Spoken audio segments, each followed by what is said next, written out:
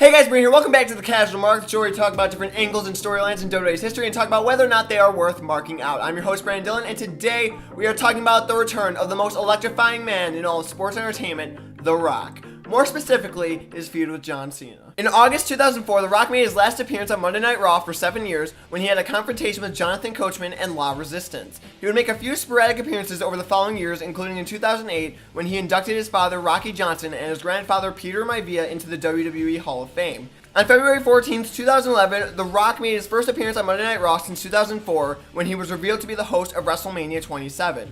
During his return promo, The Rock had a few words to say about John Cena. Sure, as every day John Cena walks out here looking like he just got shot out of Barney the Dinosaur's anus. The Rock and John Cena began feuding on social media, and it basically started because The Rock claimed that he loved the WWE and said that he would never leave. However, John Cena did not agree with this claim because The Rock would not show up every single week. Over the following weeks, The Rock would make appearances on Raw over satellite, and each week he would just trash talk John Cena. One week he even confronted John Cena in his Miami home. Just kidding, that was internet sensation Maddie B. Raps. I know. On the Raw before WrestleMania, The Rock would confront John Cena in the ring for the first time ever. During this promo, The Rock would insult Cena by calling him things such as a homeless Power Ranger and Vanilla Ice before being attacked by The Miz and Alex Riley. The Rock was able to get rid of the two of them before The Rock was hit with an attitude adjustment from John Cena.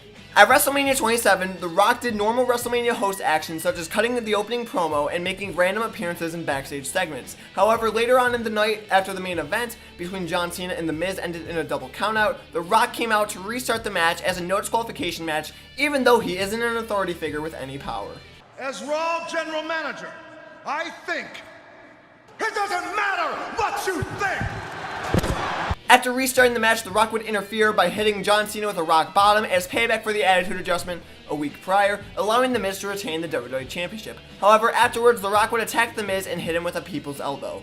The night after WrestleMania, John Cena challenged The Rock to a once-in-a-lifetime matchup, which The Rock would accept. Obviously, a match like this between two icons is huge. Two superstars from completely different eras. This match is obviously only going to happen once and will never happen again.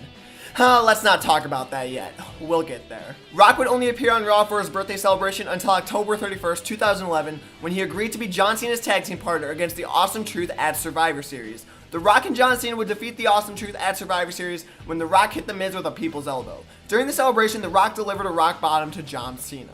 During the build-up to WrestleMania 28, The Rock and John Cena would trash talk each other on multiple different occasions, including in two of my favorite segments in all of wrestling, when John Cena went back to his Thugonomics days and rapped about The Rock, and when The Rock hosted The Rock concert on John Cena. Sorry, Mama Cena, but check these charts.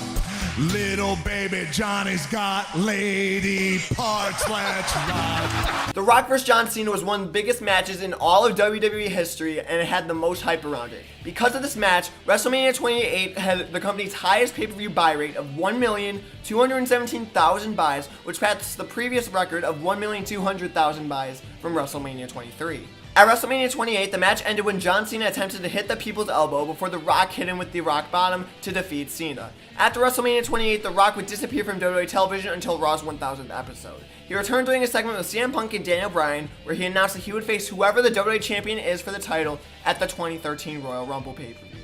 Yeah, because obviously that's exactly what the WWE needs, a champion who's only on television part-time. I'm so glad that they stopped doing that. Oh wait. Anyways, later in the night, he came down to the ring to help Cena from being attacked by The Big Show, but while hitting the people's elbow, WWE Champion CM Punk gave him a clothesline and a GTS, turning heel in the process. Punk held on to the title for a long time, but that topic is another video for another time.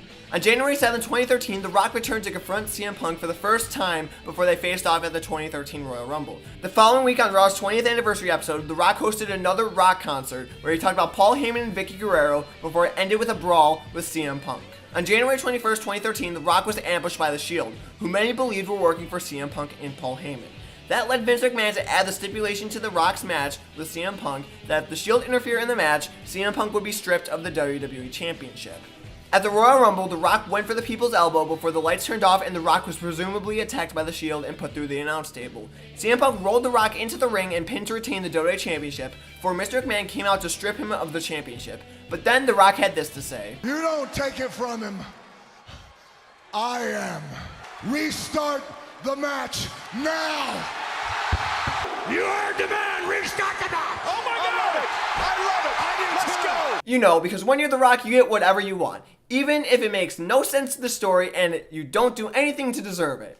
Anyways, after the match was restarted, The Rock defeated CM Punk to win his first WWE Championship in over 10 years, which also ended CM Punk's 434-day title reign.